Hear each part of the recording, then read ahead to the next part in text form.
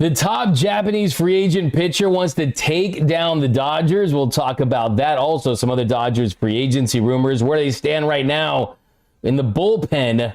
Do they need to go big this offseason? Also, the Rams are on fire, the best team in the NFL. How are they getting it done?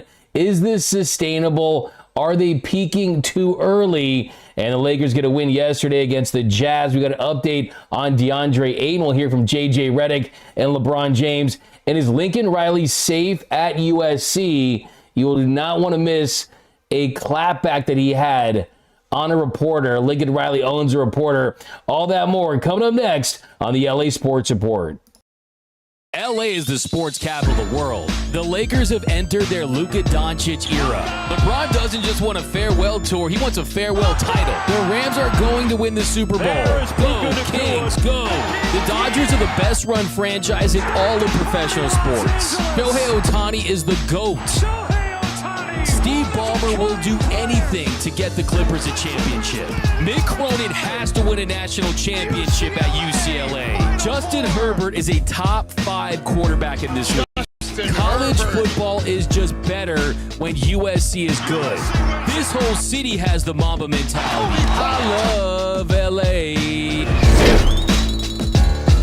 Live from the heart of Los Angeles, this is the LA Sports Report with your host, Doug McKain. What is up, and welcome to the LA Sports Report. My name is Doug McKain. I've covered LA sports for over a decade, 24/7 sports, Bleach Report, Sports Illustrated, Dodgers Nation, NFL Radio for Westwood One, and this is the LA Sports Report. It's the hottest, fastest growing LA sports podcast that covers all LA sports: Dodgers, Lakers, Rams, Chargers, UCLA, USC, LAFC, Galaxy, Kings. If they're talking about in the world of LA sports, we're talking about it here at the LA Sports Report. So do me a huge favor, hit the subscribe button, hit the notification bell, hit the like button for the City of Champions. We're getting close to 5,000 subscribers. We got the 4,000, so we're going to give away the Luka Doncic jersey. More giveaways on the way, but we've got lots to get into. So let's get right into it, and we are going to start with the Dodgers. The Los Angeles Dodgers, of course, the reigning World Series champions, a team that wants to paint Japan Dodger blue. That's what Andrew Friedman said. And this offseason, you do have a couple top free agents. Munetaka Murakami, the third baseman, who's really a first baseman DH. He did go out and have dinner with Yoshinobu Yamamoto. Clearly they're friends. Does that mean something as far as him signing with the Dodgers? That remains to be seen. But what I want to talk about today is a pitcher that had some really interesting comments about the Dodgers. And that is Tatsuya Imai. Now, Tatsuya Imai, he's projected to make 6 years, $150 million. He was posted by the Cebu Lions. He's the best foreign pitcher in this year's class.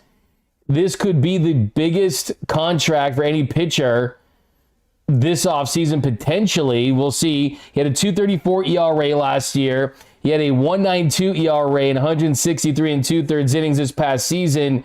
And you look at his production. He's one of 6 NPB pitchers with at least 100 innings who's allowed fewer earned runs per 9. Imai ranked second in NPB with 178 strikeouts, led the league with a 27.8% strikeout rate. He's Japan's top pitcher, and he's coming over. And anytime you hear Japanese pitcher, you immediately link him with the Los Angeles Dodgers. That's always what's going to happen. This is a different scenario this time around, just because this time around, it looks like the Dodgers don't have that advantage, that the Dodgers don't and won't potentially get Tatsuya Imai, because he made some very interesting comments, and it is that he wants to take down the Dodgers, saying that I want to take them down. He's got his eyes set on wanting to beat the Dodgers. Interesting stuff, because you know that's respectable for a lot of different ways, but also it's, okay, do you really want to impact your market like that? If I was him, I would try to make it seem like I was going to sign with the Dodgers and hope that another team would have to overpay for me just to pry me away from them. But here was his exact quote. It was about the Dodgers. Of course, I'd enjoy playing alongside Ohtani, Yamamoto, and Sasaki. Ime told former Major League pitcher and two-time World Baseball Classic champion Daisuke Matsusaka. He was on his show, Hodo Nation. And we know Daisuke is great. I mean, Daisuke was one of those pioneers, too, that came over here to the show. But he would go on to say, but winning against a team like that and becoming a world champion would be the most valuable thing in my life. If anything, I'd rather take them down. He would go on to say, if there were another Japanese player on the same team, I could just ask them about anything, right? But that's actually not what I'm looking for. In a way, I want to experience that sense of survival. When I come face to face with cultural differences, I want to see how I can overcome them on my own. That's a part of what I'm excited about. So that's him talking about the challenges of going to Major League Baseball. And clearly he wants to forge his own path, and he doesn't want to be in the shadow of Ohtani and Yamamoto and Sasaki. He's a talented pitcher. He really is. I mean, you look at the scouting report, he's been compared to Kodai Senga, the Mets starter who's on the trade block this offseason. He's got a fastball that can go mid-90s. NPB batters hit 189 against him. He was really good. He said, my best pitch is probably my fastball. The key is not aiming low. I'm always trying to throw it up in the zone, about to mask it for the catcher to set up normally. But this is a guy that maybe he was a sleeper. Maybe he was someone just because of his ties. You would say, oh, he's going to be a Dodger. Just get it over with already. But clearly that's not going to be the case. And this could be the first off season where you get two big Japanese players in Murakami and Imai, and both of them are not going to be Dodgers. So look, this will be interesting when they match up with each other. It'll be interesting to see where he ends up going. If you look at some of the projections, they have had 6 years, $150 million, and he's linked to teams like the Cubs, the Mets. But there were some in the industry that thought that the Dodgers did have the chance to potentially sneak in here and just get him because of who they are. But you look at the Dodgers rotation, if everyone's healthy, Yamamoto, he can win a Cy Young next year. Glass now, he's nasty when healthy. Blake Snell can win another Cy Young next year if he stays on the mound. Shohei Ohtani, when he's right, he's as good as it gets. And then the big question for the rotation is, does Roki Sasaki establish himself as a legitimate, bona fide starting pitcher in Major League Baseball? Or will he get off to a slow start, and then you'll hear people saying, oh, he should be in the bullpen? So that's going to be interesting. And then there's the biggest wild card of them all. That is, do the Dodgers get involved with Detroit Tigers ace Tarik Skubal? Because if you go out there and you trade for Tarik Skubal, you're not going to feel like you missed out on Tatsuya Imai. And I have seen a lot of Dodgers fans kind of treat the rotation as the afterthought, saying that there's not a need there. I push back on that wholeheartedly. I could not disagree more. I'm actually shocked that Dodgers fans are like, oh, we're good. We're totally fine for the rotation, as if they didn't have issues in 2024, as if Blake Snell and Tyler Glasnow didn't miss significant time, as if Yoshinobu Yamamoto didn't pitch almost 180 innings and lead them in the World Series, as if Shohei Ohtani is not coming off a second Tommy John surgery, as if Roki Sasaki hasn't established himself in the show. For any Dodgers fan that thinks that the rotation is fine, I don't know what Dodgers team you've been watching for the last couple of years, because certainly if they stay healthy, yeah, for sure they're fine. But that's if with a capital I and a capital F. There's no guarantees that any rotation in Major League Baseball is going to stay healthy, let alone guys that have pitched a lot, coming off injuries, pitched deep into the postseason. I look at 2024. What happened in 2024? You leaned on 2.5 starters and a bullpen that was forced to cover 60+% of the outs in the postseason, right? What happened to that bullpen the next year? Blake Trinan wasn't the same. Evan Phillips wasn't the same, had Tommy John surgery. Michael Kopech wasn't the same. They paid the bill for the bullpen during the regular season and in the postseason, and who knows, that could be the case for the rotation. So I'm just here to drop truth bombs. I'm here to push back on lazy narratives, and I'm here to tell you that certainly they could be in the need for another starting pitcher. I'm trying to cash in on some of those trade chips to go out there and get another outfielder, like maybe a Byron Buxton. The issue I've kind of heard from Byron Buxton is he kind of wants to fit in some DH at some point, and you'd have to play him in the outfield essentially the entire time, so that's something to consider as well. But if you can get Tarek Skubal this offseason, I'm doing it. I'm picking him up at the airport. Like I said, if the Dodgers trade for Tarek Skubal and I have a son, his name will be Tarek Patrick McKain Skubal the third. That's what he's going to be known as. So, yeah, this is interesting. By the way, for Imai, I'm sure he's endearing himself to the rest of Major League Baseball. All 29 other fan bases probably love this guy.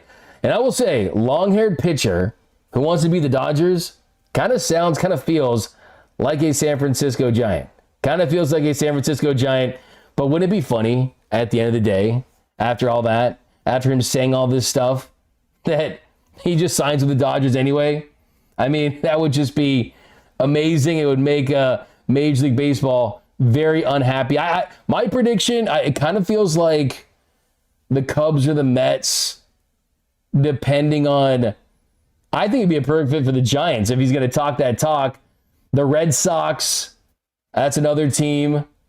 But yeah, hey, I don't know. If I'm him, I would try to, I think that's more of, there's probably not a lot of, maybe the Dodgers aren't being aggressive towards pursuing him, and this is his way of like, hey, I didn't want to be on the Dodgers anyway. I mean, you didn't invite me to the party. I'm not going. I don't want to go to your party anyway. You didn't invite me. It's a bad party. I'll go to another party, right? So that's probably the case there. All right, let's get some comments. We've got BC definitely going back-to-back MVPs. We looking at D-Max Pat. I'm actually in Florida, in Orlando, visiting my dad and some family down here. My family down here. My dad and his wife, they live out in Florida these days. I got family near Miami, Fort Lauderdale area down there, my wife's side. So I'm from LA to FLA this week. So yeah, this is a room here. And hopefully the quality is okay. Hopefully I'm coming in right sound-wise. So look, a lot of people take off this week. Not me, not us. You guys, we need to talk Dodger baseball in LA sports. So yeah, sunscreen, bro. Who do you think he will personally go to, D-Mac? Like I said, I think it's the Cubs. I think it's the Mets, Red Sox, Giants, if he's going to pop off like that a little bit. So that's interesting. I'm surprised he would say that. But before we get to our next topic, we're going to talk Rams. Rams might be the best team in the land. In fact, they are the best team in the land. But first, this episode of Dodgers Dugout Live and the LA Sports Report and the Los Angeles Sports Report Network is brought to you by our friends over at NordVPN. This is a great product. This is something, if you're into the VPN game, this is where it's at. And just a quick timeout, because you're a Dodgers fan like me, you know there's nothing worse than gearing up for the first pitch, and there's a blackout restriction keeping you from watching the game you paid to see. Let's fix that with today's sponsor, NordVPN. A VPN is a virtual private network, meaning I can change my virtual location with just a few clicks. This masks my true IP address, making it appear that I'm anywhere in the world. NordVPN lets you change your virtual location with just one click, so no matter where you are while traveling to places that aren't available, you can access content from back home. Traveling, living outside the market, or maybe your streaming service decides tonight is the night to hit you with one of those annoying blackout messages. NordVPN fixes that. And look, it's not just for streaming. NordVPN keeps your connection secure, your data encrypted, and your online activity private. So whether you're watching highlights, checking stats, or arguing with the starting lineup online, you're protected. And of course, all the classics benefit of VPN are at your disposal too. The NordVPN threat protection feature that protects you from viruses and malicious malware, and NordVPN accounts that you can be used on 10 devices. So that's great too. Even better, you can try NordVPN risk-free thanks to their 30-day money-back guarantee.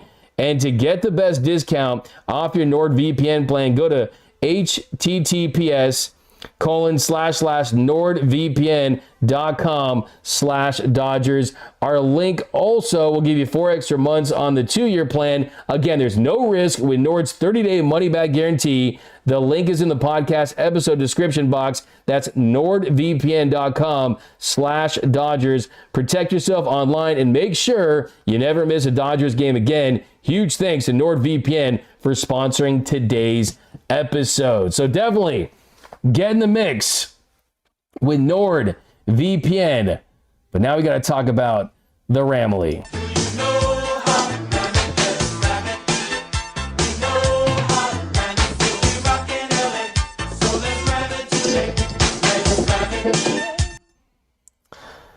The Los Angeles Rams on fire.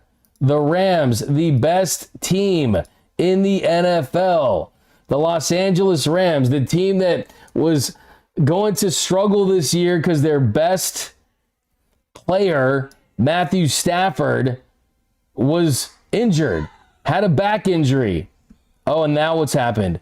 Matthew Stafford, he's running away with league MVP. Matthew Stafford has the same stats through 11 games as 4 other MVPs. With his 3 pass TDs and no interceptions in Week 12, Matthew Stafford became the 4th player ever with 30-plus pass touchdowns and less than 5 interceptions in their team's first 11 games of the season, joining Tom Brady's 2007 MVP season, Patrick Mahomes in 2020, and Aaron Rodgers 2011, 2014, and 2020. So this is another reaffirming piece of information that strengthens Matthew Stafford's MVP candidacy. He's on pace for 46 touchdown passes this year. That would time for the 7th most in a single season with Drew Brees, who did it in 2011, the year that Rodgers won MVP. It'd also be the most touchdown passes in a season since Rodgers' 48 in 2020. So we are talking about an elite season. We're talking about a guy that just continues to look better. I mean, I'm calling him football's version of fine wine because he's getting better with age. And it's not like, oh, it's just Matthew Stafford either. I mean, it's a great team around him. Devontae Adams, 12 touchdowns, leads the NFL. Puka Nacua having himself an all-pro level season. The defense, Jared Verse, fantastic as well. So, I mean, you just look at this Rams team. You look at this Rams team, and we're going to break them down a little bit because this is a team. I'm going to give you my 10 takeaways. And the first one is that Stafford 100% is going to win the MVP. Matthew Stafford is your league MVP, barring an injury. On Sunday, Drake May threw for 295 yards and a touchdown against the Bengals. Patriots 10-2 on the season. Patriots fans chanting MVP. My question is, why are Patriots fans chanting about Matthew Stafford in New England? That doesn't make sense to me, and that was in Cincinnati too. So, hey, Patriots fans, you can chant all you want. You can chant MVP for Drake May, but just like Drake and Kendrick, Drake's going to take an L on this one. Matthew Stafford started the game on Sunday going perfect, 12 for 12, 121 yards and a touchdown. He ends up going 25 for 35 for 273 yards and 3 touchdowns. Had an absolute beautiful no-look touchdown pass to Colby Parkinson. He's got 30 touchdowns on the season, 2 interceptions. He's got 27 straight touchdowns without an interception, starting a new NFL record. I mean, he's got 37 years old, 37 in his 17th season, playing the best football of his career. He's going to win the MVP, and I don't think that he should retire. I mean, next year, have him back. As long as he's continuing to perform at this level, Matthew Stafford should be the quarterback for the Los Angeles Rams. And this should impact how you're drafting. You don't need to go out there and get a right tackle. Warren McClendon has stepped up. You don't need to go out there and get a quarterback right now. One, because there's no one out there that is deserving of going up and giving those top picks. Right now, the Rams' extra first-round pick that they got from the Falcons would be the 11th pick in the draft. And it's only going to get better. That's going to end up being a top 10 pick at the very least. And you're going to have your pick at the bottom. Go out there and get Matthew Stafford some weapons. If Devontae Adams is gone, go get another receiver. Go get another running back. Continue to make this offense the best offense in the NFL, because you got to take advantage of a quarterback that is showing no signs of slowing down. So last night, Matthew Stafford on an absolute heater. Stafford is your league MVP at this point of the season.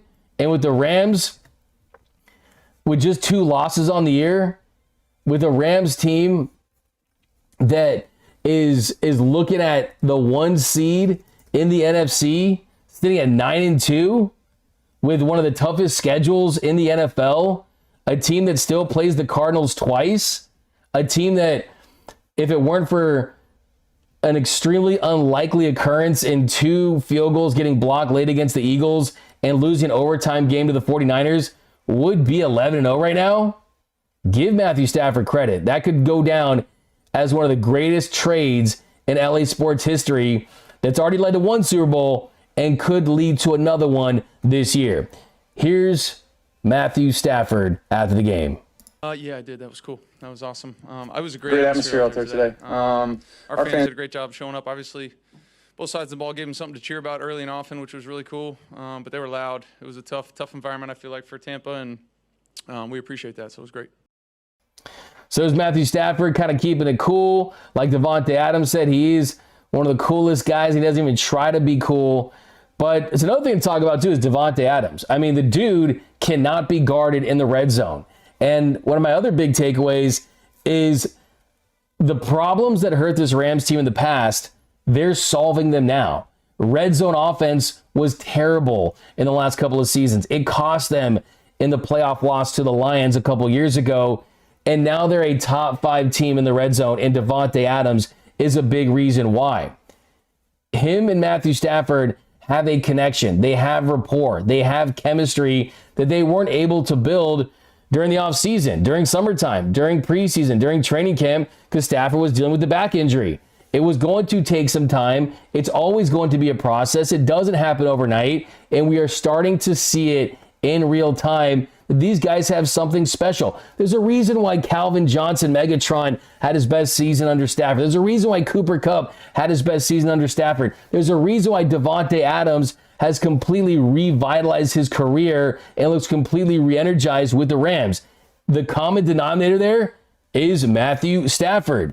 And you look at the success that they've had.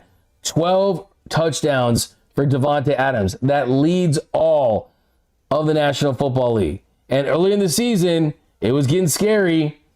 Early on, they were just 3 for 11 on end zone targets. But since week 7, Matthew Stafford and Devontae Adams are 9 for 11 on end zone targets.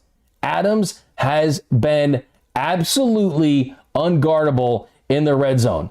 In short space, when he gives you the move, you can't touch him. And over the past 5 games, the Rams have had 18 touchdowns in 21 trips to the red zone. They are converting in the red zone at an 85.7% clip. That's as elite as you could get. Matthew Stafford, 24 touchdowns with 0 interceptions in the red zone.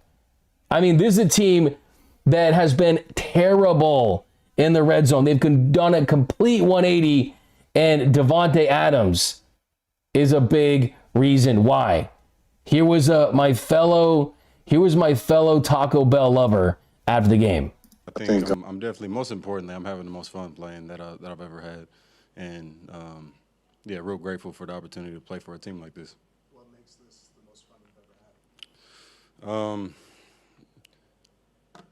It's hard to put your finger exactly on what, what makes it feel like that, but it's just one of those teams where we just have a lot of fun together. Everybody, you can see from the celebrations to the intense moments out there. It's just one of those teams where we just find a way to really enjoy, being, Sean's always talking about being totally and completely present, and that's really what we are. I mean, it's not really, nobody's thinking about the third quarter, nobody's thinking about the end of the game. It's more about just enjoying where our feet are and going out and playing, the biggest team sport that there is together, and coming out obviously on top of a lot of these games. That helps the feeling a lot as well. You know how you spell fun? It's W-I-N. And yes, Devontae looks like he's having fun. He said it himself. And Rams fans, they're having about as much fun as they've ever had watching this team. I mean, of course, the Jared Goff, the Robert Woods years, and Cooper Kupp, that offense exploding, that was fun. But we're talking about both sides of the football. This is the best team that Sean McVay's had up until this point. Other big takeaways. Emmanuel Forbes has turned himself into what looks like to be a lockdown cornerback. Somehow, some way, the Rams have picked up a dude off of the waiver wire from the Commanders, and they have developed him into a guy. Had the best performance we've seen against Jackson Smith-Njigba, who's been the best receiver in the NFL this year a couple weeks ago, and he now has 3 interceptions over the last 4 games. He picked off another one. He's been fantastic, and this is exactly what they were hoping that he would be. He's got 3 interceptions the last 4 games. He had 5 pass breakups, and he had one on 4th and 2. He had one on 3rd and 9 that set up a nice turnover on downs, and he was targeted 7 times and didn't allow a single reception against the Buccaneers. According to Next Gen Stats, no defender since Week 12 of the 2022 season has been targeted more times without allowing a catch. The Rams got him for nothing, and they turned him into something. Not going to see he's going to be on the Forbes 500, but this guy is money for the Rams. Also, one thing I was looking for was Jared Verse. Jared Verse was dominant. He had 2 sacks. He was consistently dominating that Buccaneers offensive line, and sometimes his pressures don't become sacks, but he now has 6 sacks on the season. That sets a new career high at 4.5 last year with 6 games to play. He's going to get double-digit sacks, and that was one thing we're looking for. Next Gen Stats also put out there that Verse had a season-high 6 pressures. His 8.7 seconds of pressuring the Buccaneers quarterbacks were the most in a single game in his career. The 2 sacks could have been 4, could have been 5. He had a sack on 4th and 9 the 3rd quarter. There was a turnover on downs. He was great. Another thing, too, how about Kobe Durant and the rest of this team on defense? I love what I saw from Kobe Durant getting that pick and throwing up that land shark the way he did. That was cool stuff right there, Kobe Durant. And here was Matthew Stafford. Here was Sean McVay after the game talking about this Rams team and coming up on Sunday Night Football, where they hadn't won since they beat the Bears in 2021, where Matthew Stafford was 1-4 as the Rams QB on Sunday Night Football. But the Rams came to play in a big game on a big stage.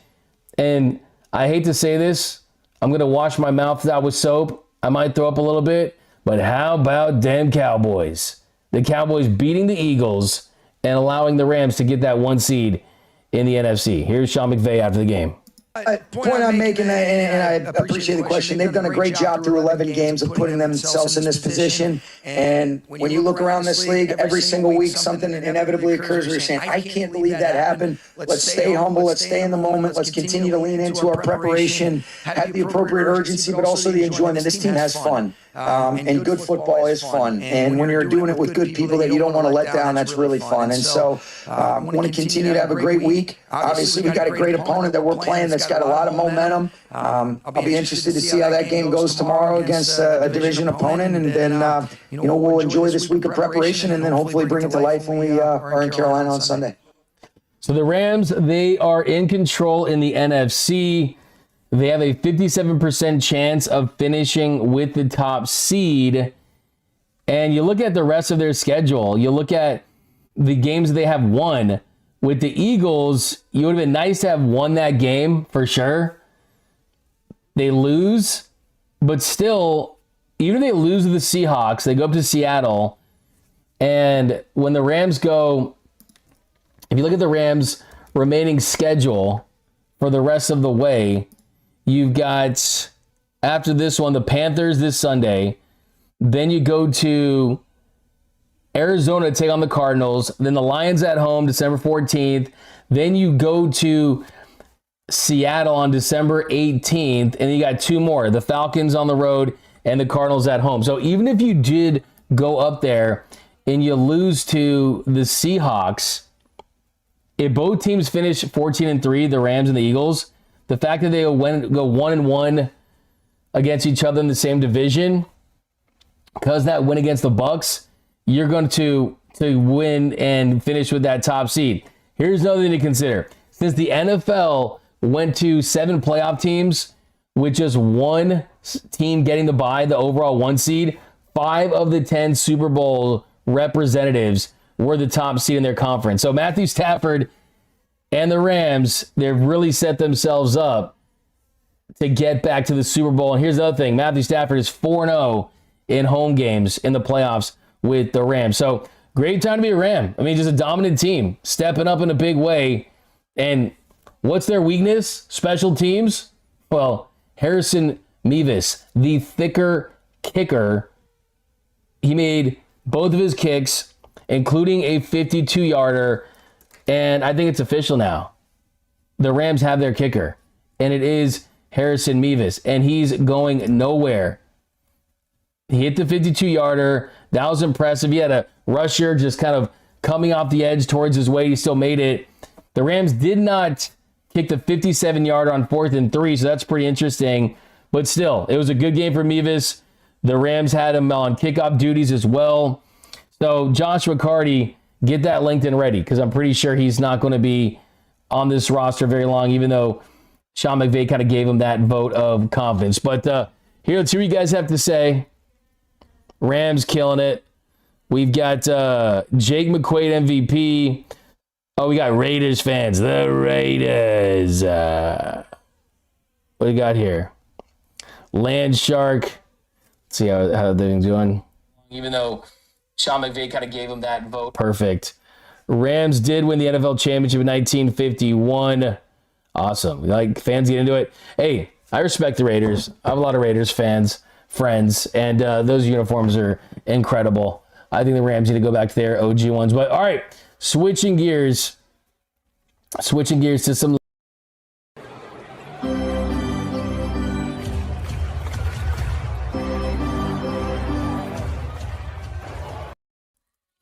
All right, Lakers get the win. They really kind of played down to their competition a little bit. They survived a late rally by the Utah Jazz. The Lakers built up a nice 4th quarter lead and kind of held on down the stretch to earn a road win. And look, never take road wins for granted. The Lakers built their biggest lead of the game, 13 in the 4th quarter. But the Jazz made a run. All NBA teams are going to make a run. And you had a Keontae George game-winning 3-pointer that was missed. And the Lakers, they get the win. They improved to 8-2 on the road. And you look at the Western Conference standings right now. The Lakers right behind the Thunder. Thunder ridiculous, 17-1. But the Lakers 12-4, tied with the same record as the Nuggets. You got the Rockets and Spurs right behind them. But this is an incredible start. Lakers, yes, 4 games back from the Thunder. I got news for you. No one's probably catching them this season, barring injury. But it was a good game. I mean, you had a nice dunk from LeBron to start things off. The Lakers were able to ride another great performance from Luka Doncic. And Luka just took over in the 4th quarter. And he put some nice distance and some separation between the Lakers and the Jazz. He finished with 33 points, 11 rebounds, had 8 assists. Reeves had 22 and 10. Both of them went just 4 for 20 from beyond the arc. LeBron did get off to a slow start. He goes 1 for 7. He did hit 7 of his next 11 shots, finished with 17 points. Rui had a kind of a Rui game. He started fast, and then he kind of faded in the second half, finished with 13 points. Marcus Smart had 6 points off the bench. Hayes and LaRavia had 5. And the Lakers got the win. And that's all that really matters, is you find a way to win a road game. Was the prettiest game. You're still trying to look for chemistry. You're still trying to look for cohesion. And I want to say, too, big shout out to Luka Doncic wearing that Dodgers World Series champions hat. I know Rangers fans fell to their knees at a Whataburger when they saw that. He also talked about his Cowboys after the game. The Lakers get the win, and here was J.J. Redick talking about the win after the game. JJ, up until that kind of final flurry from Utah, you had really held things down defensively in the fourth quarter. What was the key to that, did you think? Just an increased physicality. DA, I don't actually know what Lauren might be able to help us here, but I don't know what's going on with him. So he had gotten, I think, hit on his leg in the first half and was kind of limping through it, and then couldn't go in the second half. And so Maxey coming in that second half really changed the game for us with his physicality, made some plays at the rim, had the big bucket late, but he was great. Gabe was great as well. And those two guys playing that extended run, that's really where our defense was solidified. They scored 17 points in the first 5 minutes of the third quarter. And then up until the last flurry, I think they had 22 points for the rest of that half. It was right stuck at sort of 94 there. So I thought it was our defense won us the game. And I told the guys this after the game. We're literally one of the worst shooting teams in the NBA right now. I don't think that's who we are. We've got to make shots, and we've got to shoot them with confidence. And to me, if we're guarding with that level of physicality and passing the ball to each other, look, we had 23 assists. We could have easily had 30-some if we made shots tonight. We got to shoot the ball better, but it's got to be a belief in each other and a belief in ourselves to knock down shots. Luka had mentioned in the walk-off that with all the off days, it was just a little bit of kind of a break rhythm, and guys were trying to find it. But I guess things normalize now. It's going to be back to the routine schedule. Did you feel that just watching different guys out there? Yeah. I mean, I've lived through it as a player, so I think there's some merit to that. I think there's some merit to playing in altitude. I think there's some merit to, it's only our second game back with the full group, and then we'll see what happens with DA. But it's always can be a little weird coming off an extended break.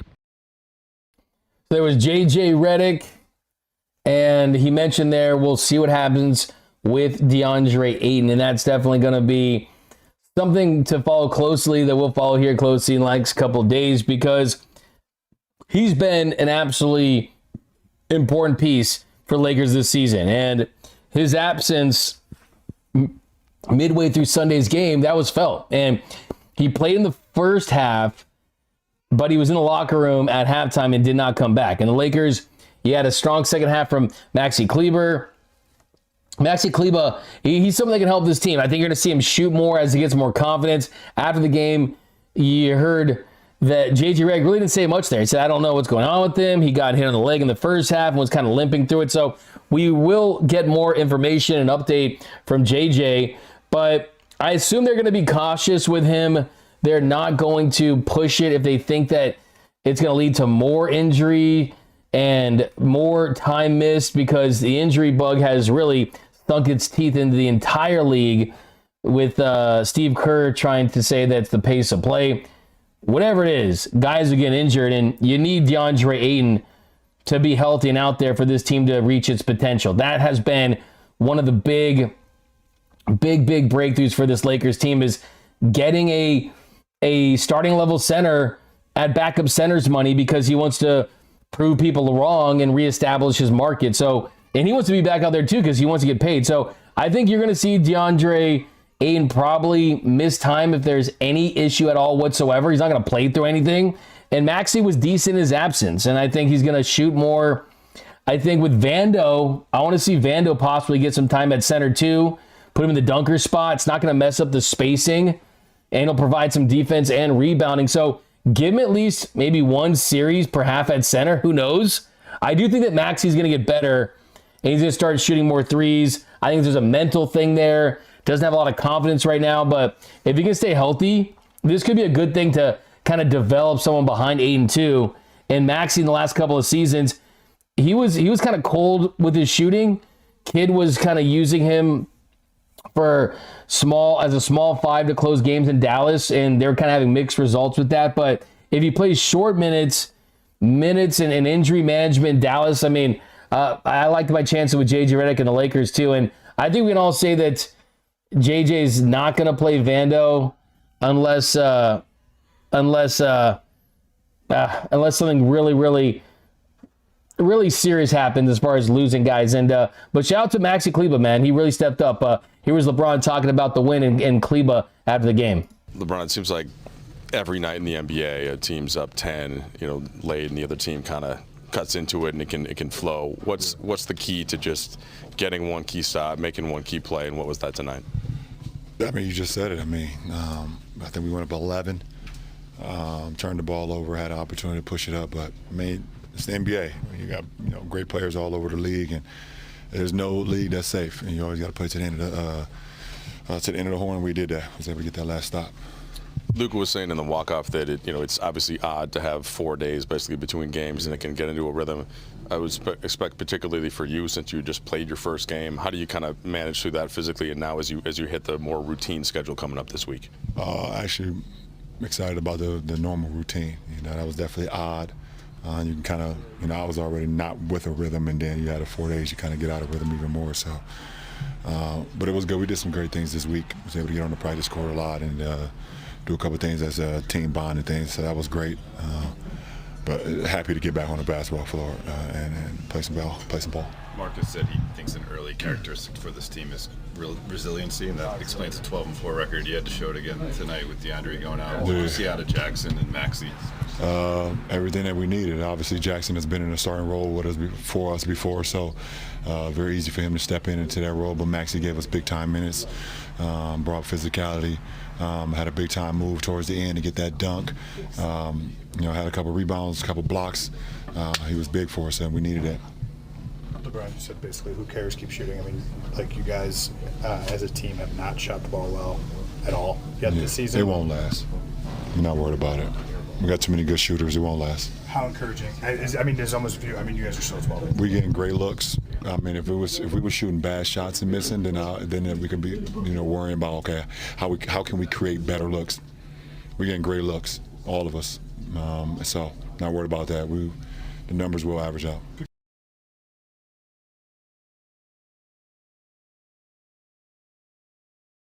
LeBron James on the night. So there's LeBron. I mean, on the night, look, we talked about 17-6, 8 assists, 2 turnovers.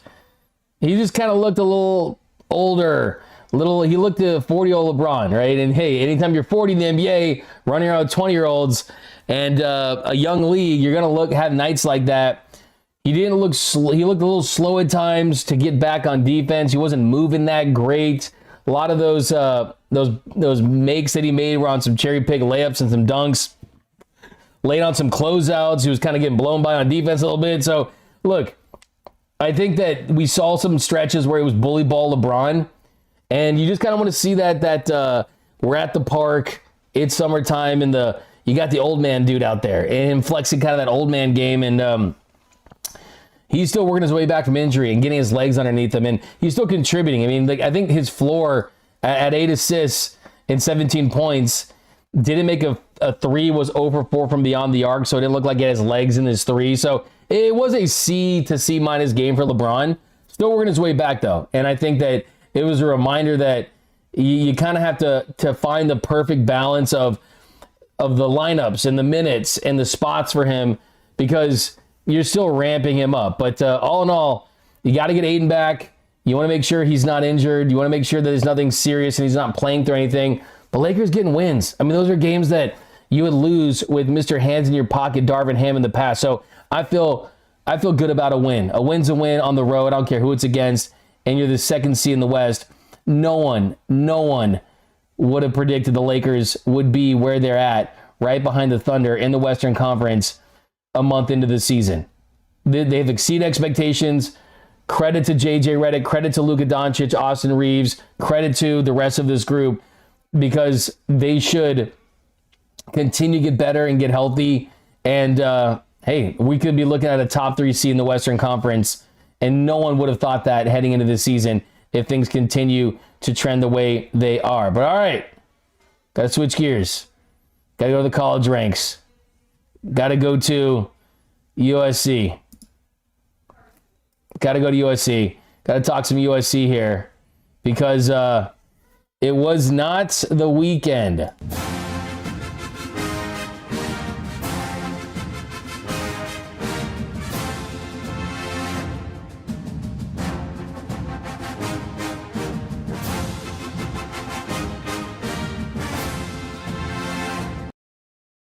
Not the weekend that Lincoln Riley and the Trojans had hoped for, an opportunity to go up to Eugene and get a signature win and put themselves in a great position to make the college football playoff for the first time in his career with the Trojans. And you saw the big difference in talent on the defensive side. The USC offense is good enough to beat the Oregon defense, but the USC offense can't overcome bad special teams. You had a punt return for a touchdown. You had a missed kick.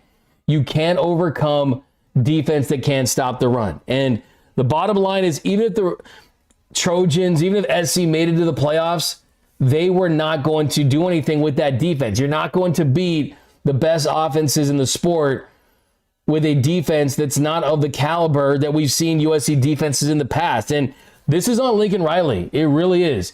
We know he's a elite play caller. We know he can develop quarterbacks.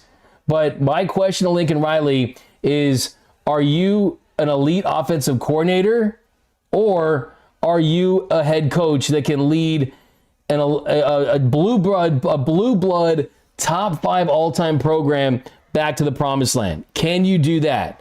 Because that needs to be the goal. That needs to be the standard for USC football. And yes, this was an improvement of a year for USC. You're going to beat down my Bruins. You're going to curb stomp UCLA. But this is a USC team that needs to get back to where they should be, and that is being perennial national championship contenders. Lincoln Riley, 0 for 5 versus top 10 teams, 4 and 12 versus ranked teams. That's not going to get it done. Having said that, I still think that USC fans that want to fire Lincoln Riley, calm down. You don't know what you got until it's gone. And the truth is that the first offseason where USC had a real front office, had a real GM, had really committed to NIL, they added tons and tons of 4-stars. They have the highest ranked recruiting class in the nation. So you had to let it play out. Combine that with some transfer portal, see if you can get Jada Mayava to come back, who knows. But USC is improving. D'Anton Lynn, I could have told you he was a fraud. D'Anton Lynn is not great. That was a move where you thought, oh, we're going to steal him from UCLA and we're going to make a point. No, D'Anton Lynn, I can tell you from sources, is not the guy you think he is. And USC needs not just a schematic defensive coordinator, but one that can motivate, one that can light fires under his guys. D'Anton Lynn ain't that guy. When have you seen him show emotion? He's not that guy. He's not built like that. But USC still should give Lincoln Riley more years, because it is an offensive sport. I look at what Ohio State did with Ryan Day, though. Ryan Day is one of the greatest play callers in the sport, too. Ryan Day is elite at developing quarterbacks and having star receivers. He took a CEO approach. He let Chip Kelly call plays last year. Chip Kelly, by the way, so glad that dude got fired by the Raiders. Also, this year you had Brian Hartline calling plays. Does Lincoln Riley need to take on more of a CEO type of role? That's another question, too. So, look, USC loses a better year. They're good, just not good enough. They're good, they're not great. And that's a top 5 program that should be great. And Lincoln Riley is going to be a make or break year next year for him. But I will say, for as frustrating as it probably has been for Lincoln Riley, He's a hamstring pull away from making the CFP in his first year with Caleb Williams when they lost that Pac-12 championship game against the Utah Utes. But as bad as you think he's been, or as good as you think he's been, one thing he didn't deserve was this stupid, idiotic, moronic, unprofessional question by a reporter who asked him after the game about a sign at College Game Day. And that sign at College Game Day was about extending Lincoln Riley. And of course, that was an insult, saying that, oh, if you extend Lincoln Riley, it's good for the Ducks because Lincoln Riley's not a good coach, right? It's a joke. And a fan had the audacity, the unmitigated gall, to ask him about it after the game. And I think Lincoln Riley responded appropriately.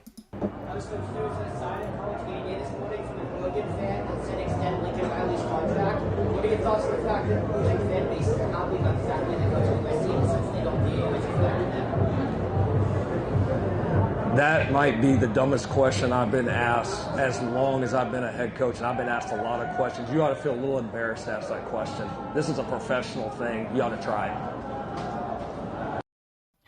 Like, where's Bryce Harper when we need him? Because that was a clown question, bro. Like, be a professional. Be a professional. You're trying to go viral. You're trying to get clicks. You're trying to piss off Lincoln Riley. And look, there's criticism to be had. And my question would be, hey, Lincoln, what do you have to say about the narrative that at Oklahoma you go 0-3 in the CFP, you couldn't develop a defense, and here you're in year 4, you can't develop a defense? Are you not hiring the right guys? Are you not hiring the right recruits? What's the plan to turn around the defense?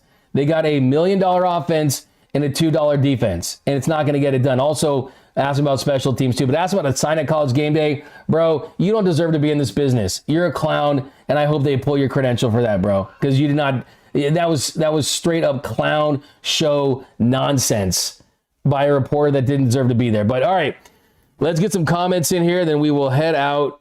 We've got all right, chat's popping off. We've got D-Mac cooking. What up, Jack? Extend Riley's contract, 4-seater. SoCal Red. A day one. Love this guy to death. SC got owned against the Ducks. Love the background, D-Mac. Like I said, I'm at my dad's house. I got a little art here. We don't got the LA skyline, right? But hey, I had to give you guys a show, right? I had to give you guys a show no matter what. But hey, we'll see if the Ducks can advance. I liked what Dan Lanning said after the game. I like what Dan Lanning said. Oh, we're not playing cupcakes and this and that. And then that's, of course, a shot at the SEC, who this is cupcake weekend. And yes, the Ducks schedule, you can say it's not this elite schedule, but I totally agree. This SEC playing cupcakes in the second to last week of the season is a flat out joke. It's a flat out joke. The beginning of the year, I get it. You're trying to build chemistry. You're trying to get your team to get a rhythm. But in the second to last week of the season, that's a joke. And I'm glad the Big Ten has passed the SEC. More people watch the Big Ten. More people attend Big Ten games. Big Ten games have higher viewers. It's the most watched conference. You added better programs to USC. UCLA should be an Ivy League program. UCLA should be in the Rio Hondo League competing for a CIF championship against high school people for all I care. Don't get me started on UCLA. I'm going to talk about them later this week. My Bruins are humiliating, embarrassing me, and fire Martin Jarman. But the Big Ten Conference has the game. That's Michigan, Ohio State. It's the greatest rivalry in sports. SEC doesn't have that. Bama, Auburn, regional. Florida, Tennessee, whatever. Georgia, Florida, whatever. Michigan, Ohio State's the best matchup, standalone game in all of college football, and the ratings reflected. It's the most watched game of the year. But what a week for LA Sports. I think my LA Sports Athlete of the Week, we're going to start giving this up. The LA Sports Key to the City. Who's getting the key to LA this week? It's Matthew Stafford. Matthew Stafford, another dominant performance. Gonna win MVP. I think he's going to get a statue. I think he's going to go to the Hall of Fame and get that gold jacket. I think there's a good chance he's going to win that second title. He will be get the key to the city. And we know Ime won't because he won't be in the city because he wants to take down the Dodgers. But all right, guys, that's going to do it for this episode of the LA Sports Report. My name is Doug McKain. You can follow me on X and Instagram at DMac_LA. Hit the subscribe button, hit the notification bell. And if you want to really support the show, hit the like button and drop a comment down below. And remember that there are a lot of great cities out there, but LA is the city of champions. LA is the sports capital of the world. The Lakers have entered their Luka Doncic era. LeBron doesn't just want a farewell tour, he wants a farewell title. The Rams are going to win the Super Bowl. Go, Kings, go! The Dodgers are the best run franchise in all of professional sports. Shohei Ohtani is the GOAT. Steve Ballmer will do anything to get the Clippers a championship. Mick Cronin has to win a national championship at UCLA. Justin Herbert is a top 5 quarterback in this league. College football is just better when